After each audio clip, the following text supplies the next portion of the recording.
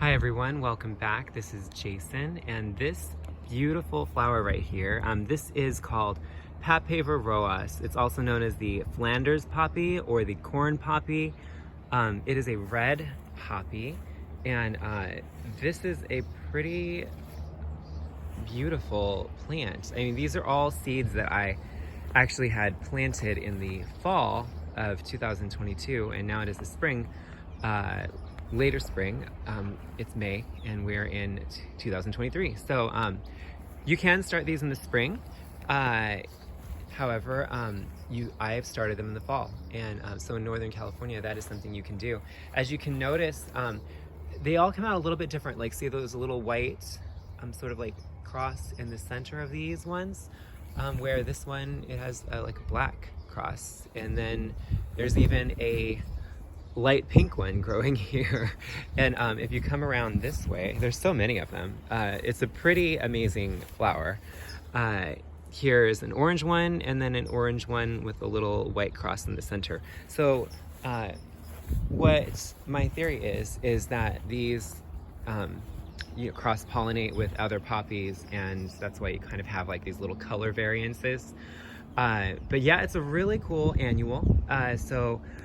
This is my first time growing these, so but what I can kind of read from them and what I've looked up is that they'll probably melt down like midsummer, like when it starts getting really hot and the flowers are all finished. And as you can notice, when the flowers, as they finish, they make these little seed pods. They're very cute. You can use these in flower decor, or flower design. They're cute little seed pods. And but yeah, the flowers are awesome. There's so many. The flowers, I believe they last a day. If longer than that, probably 2 days at the most. But there's just so many of them. They keep blooming. So as these are blooming, there's all of these little buds that will be following those. And so yeah, these like to be placed in full sun to part shade, so very adaptable as far as the lighting is concerned.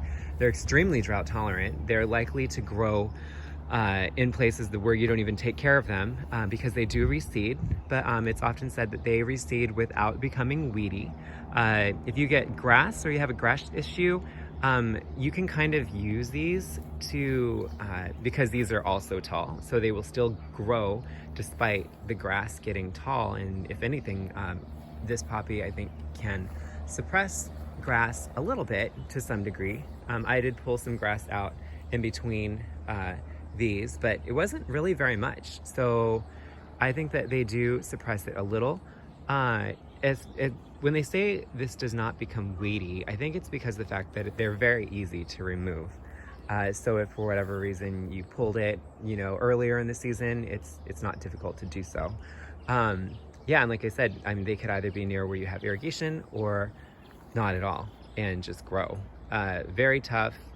They'll kind of disappear in the middle of the summer. You can cut them down, mulch the top biomass, and then they can come back on their own the next year. You can even take these little seed pods, collect a bunch of them. You see they're everywhere. Put them in a bag, paper bag, like a sandwich bag, and then hang them upside down in a cool, dark place that's dry. And they'll dry up, and you can harvest those seeds and plant them yourself. When you plant them, you don't need to plant the seeds very deep, maybe about 1/2 inch to 1 inch at the most, but 1/2 inch is kind of better because you're not supposed to bury them too deep.